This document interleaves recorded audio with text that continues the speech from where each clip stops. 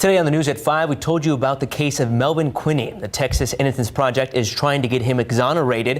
In 1991, he was convicted of sexually assaulting his son. Back then, Quinney's son says that he did it, but now he's saying that testimony was a lie. He's recanting.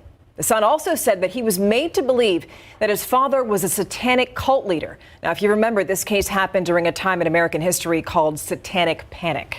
Our Erica Hernandez has more on what Satanic Panic is and how it may have played a role in people wrongfully being convicted.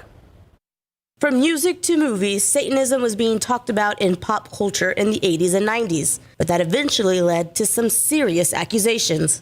This had reached the point where people were actually being accused of crimes and actually being, in some cases, convicted for it. Dr. Joseph Laycock is a professor of religious studies at Texas State University and describes this time as the Satanic Panic. During this time in courtrooms across the country, people were being wrongfully convicted and accused of being in satanic cults and ritually abusing children. These groups trying to claim that Satanists are sort of seducing our children and taking over America. In 1991, a couple in Austin who owned a daycare were sentenced to 48 years for abusing several children during a satanic ritual.